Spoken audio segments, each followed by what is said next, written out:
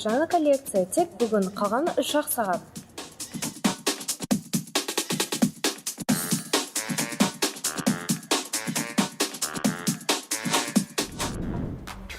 Баланс жоқ екен. Карточкам қайда? Тағы алайын деп жатсың ба? Өткен аптада алған скинің бар еді ғой. Бұл басқа, жаңа калталы. Айтшы, осыған қанша ақша кететінін есептеп көрдің бе? Білмеймін, ұсақ түйек қана ғой. Бірде 800 теңге, бірде 1200, кейде 500-ден кіреді. 800 қосу 1200, қосу 500, 3000 болады ғой. Міне бұл микротөлемдер ұсақ болып көрінгенімен, ақыры бір жаңа ойынның бағасындай.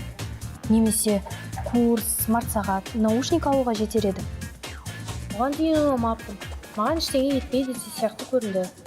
Осыны не үшін сатып аласың? Ойында мықты әдемі болу үшін бе, әлде өзгеге дәлелдеу үшін бе? Иә, бәрінде скин бар, ал сенде жоқ болса, кейде ойыншы сияқты көрінесің. Кейде тәуелділік бұл ойнау емес, бұл төлемдерден бас тарта алмау. Тәуелділік бұл ойнау емес, бұл төлемдерден бас тарта алмау. Зат сатып алу қалыпты нәрсе, данат та солай. Егер сен оны басқара алсаң, ал егер төлем жасамай тұра алмасаң, онда тоқтағаның дұрыс. Ал тым көп екен қалай білеміз? Өте оңай, мүмкіндігінен артық жұмсайсың, ата-анаңнан шығыныңды жасырасың, сатып алған соң өкінесің, зат сатып алу сені қуантпаса, төлемді жалғастырасың. Мен былай істеймін. Мысалы, айына 2000 теңгеден артық емес деп лимит қоямын. Бір нәрсе ұнаса, 2 күн күтемін. Егер 48 сағаттан кейін әлі қаласам, ойланып көрем. Бұл ойын үшін бе, әлде біреудің қысымынан ба? Ойындарға бар ақшаны құртпау жолы.